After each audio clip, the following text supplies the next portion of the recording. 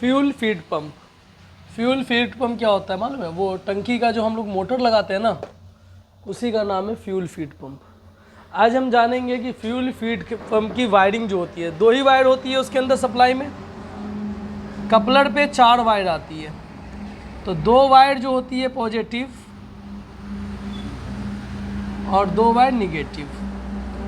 2 wire, ये 2 wire जो होगी एक फ्यूल गेज के लिए होगी, और ये जो 2 वायर होगी वो किसके लिए होगी? फ्यूल फीड पंप के लिए होगी। जो ही टंकी के मोटर को, ये हमारा मोटर है मान लीजिए, तो एक साइड से ग्राउंड आएगा।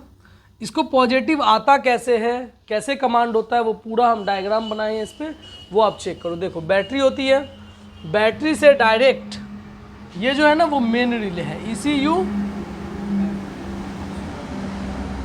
Man relay. जैसे ही आप इग्निशन ऑन करोगे ये 30 एम्पियर का फ्यूज़ ऑन होगा।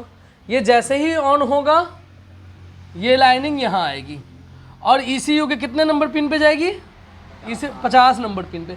जैसे ही 50 नंबर पिन से इंटर करेगा, करंट इंटर करेगा, ये रिले ऑन हो जाएगा। ये रिले ऑन होने का मतलब हुआ कि ये पॉइंट और ये पॉइंट मतलब 3087 आपस में जुड़ जाएगा। 3087 जैसे ही जुड़ा मतलब रिले एक्टिव हो गया।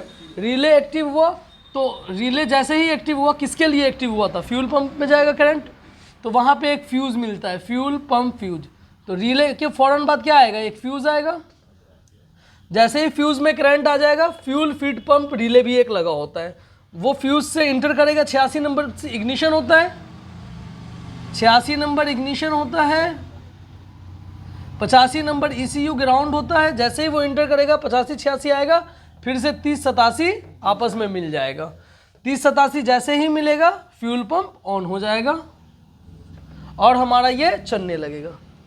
फ्यूल मोटर चलेगा, फिर हाई प्रेशर तक तेल जाएगा, हाई प्रेशर से इंजेक्टर तक तेल जाएगा। अब ये मैं क्यों बता रहा हूँ और क्या प्रॉब्लम ऐसी आती है जो हम इसे सॉल्व करेंगे इस डायग्राम को।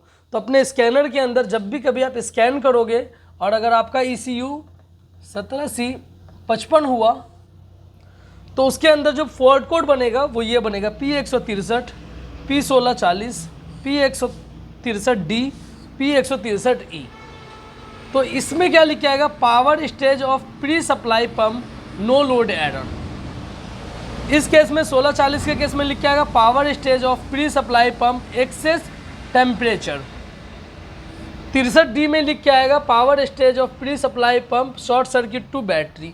जो बैटरी से शॉर्ट होगा उसके लास्ट में D लिख के आएगा, जो ग्राउंड से शॉर्ट होगा उसके लास्ट में E लिख के आएगा। अगर इस तरह का कभी कोड आए तो हमें सिर्फ 2 वायर ट्रेस करनी है, एक पॉजिटिव, और पॉजिटिव चेक करने से पहले क्या है? फ्यूज़ चेक करेंगे, फ्यूज़ के बाद रिले चेक करेंगे। रिले अगर नहीं हुआ तो ये वायरिंग में प्रॉब्लम हो सकती है। उसके बाद वजूद अगर ये करंट आ रहा है यहाँ पे कितना वोल्ट? 12 वोल्ट डायरेक्ट आ रहा है, तो हमारा ये फ्यूल फीड पंप ख़राब हो सकता है। क्या हो सकता है? ख़राब हो सकता है। इसको नोट डाउन कीजिए, ठीक है।